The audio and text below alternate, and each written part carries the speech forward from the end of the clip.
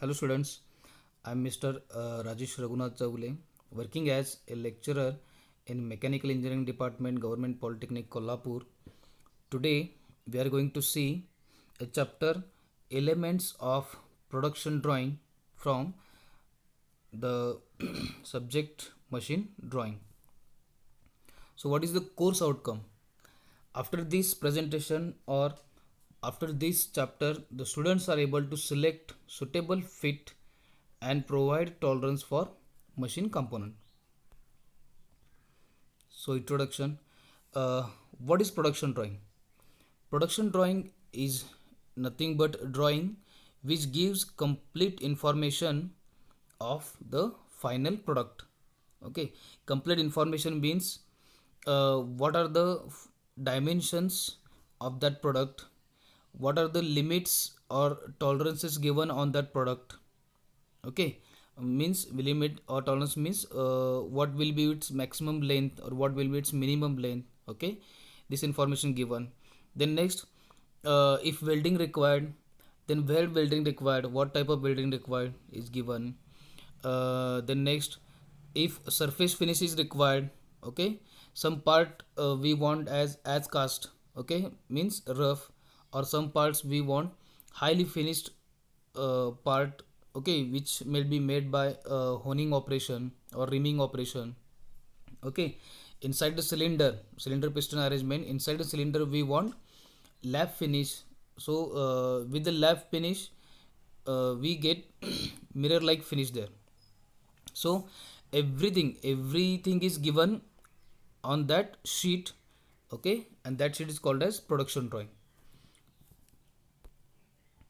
The information is in the form of limits, fits, tolerances, geometrical tolerances, okay, symbols used in welding, characteristics of surface roughness, etc. Okay, just now I explained.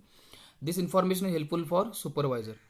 The information is helpful for supervisor because the supervisor is going to select the required manufacturing process for that product. Okay, suppose supervisor he is having CNC and lathe machine. Okay, then if you want a good surface finish, okay, then he will go for CNC. He will select CNC machine to produce that product. Or if you do not want a good finish, then he will go for lathe. Okay, so the selection of machine is dependent on production drawing. Then next, before producing the component, he should interpret various symbols. Before producing component, the supervisor should interpret various symbols shown on the drawing and select required manufacturing process accordingly. Now its importance. Okay, why it is important? Okay, production drawing or limit fit tolerances, why it is important? Because we are not able to maintain dimension. We are not able to maintain dimension means, suppose we want cylinder of diameter 25 mm, 525 mm. Okay, and if we ask one of the skilled labor to produce this cylinder of diameter 25 mm. Okay, so when he produce, then if we measure with the help of vernier caliper or micrometer, then we will find that it the final dimension is not 25 mm. It is somewhat above the 25 mm or below the 25 mm. Means it will be 056 something, or it will be 24.995. Okay, this. So we are unable to get exact dimensions with the with the final product. Okay, so why this happens? This happens due to the 3Ms. Okay, we are unable to get exact dimensions because of the 3Ms. What are the 3Ms? what are the three M's? The three M's are, first one M is a man, second is machine, and third is material. Man, machine, and material. Man, machine, and material. Okay, what happens if the man is skilled? Man is skilled, but machine is old, and material is of not that quality, hmm? Of bad quality. Then what happens? Whatever he will produce will be of no use, or will be of bad quality. Okay, so, or other thing, if man is not skilled, machine is a new one, and material is of good quality, then also we are not getting good quality final product. Similarly, if machine is bad, man is of good quality, and material is of bad quality, then also we are getting bad quality final product. Okay, so these three M's are the factors on which the final quality of product is dependent. Okay, so that the limits are required, or fits or tolerances are necessary to ensure interchangeability of meeting parts. Okay, so due to these 3M factor, the limit tolerances concepts are arised, and these concepts are required to get interchangeability of meeting parts. Okay, so what is interchangeability? I will explain it now. Interchangeability means,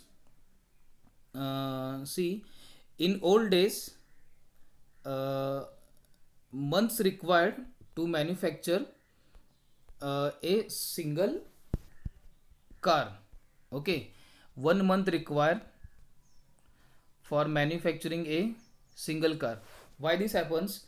Because at that time machines were less, or the man were poor skilled. Okay, so what they will do, they will for engine we require cylinder piston arrangement, so they will select a cylinder for that engine. Then next they will take any shaft which is going to fit in that cylinder. Okay, then they will try to fit the shaft or piston in it. Okay, if they get required type of fit, then they will accept this piston for the cylinder. Okay, see, if rework is required to be done on that piston, then they will remove that piston, rework it again, going to fit it in the cylinder. Again they find they are not getting required type of fit, then again they will rework it, and then they place it here. Okay, so trial and error method. So due to the trial and error method, they are going to fit that cylinder with piston. Okay, so the required time for manufacturing a single car is more. Now, what is interchangeability? Okay, in interchangeability, what happens? See, we are having two boxes, box A of cylinders and box B of pistons. Okay, so we are taking cylinders of dimensions equal to suppose 525 mm. So all the cylinders are here which are having dimensions nearby equal to 25 mm.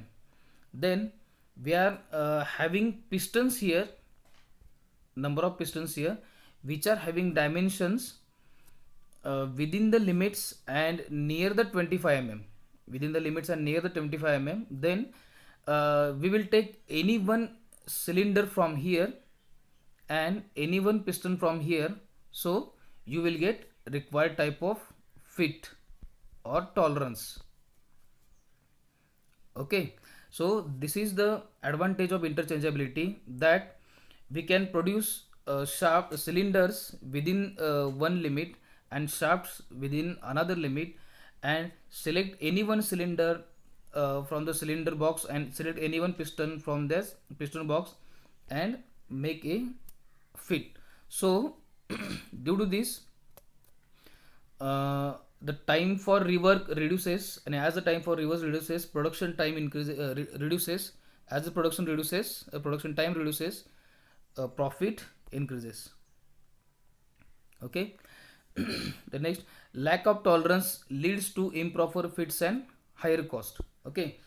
uh, if tolerance is improper, then fits will be improper, and you have to rework the object, and you have to fit it into the that mating part.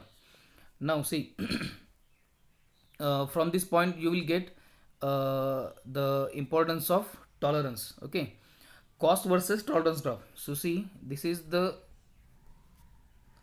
graph of cost versus tolerance. Okay, cost versus tolerance. This graph is like this. Okay, suppose you are keeping tolerance more. If you are keeping tolerance more, suppose from, see, this tolerance is more from this to this. If you are keeping tolerance more, then production cost will be less. The production cost will be less. And if you are keeping tolerance very low or precise, okay, very low or precise, see at this, so what will happen? The production cost is higher.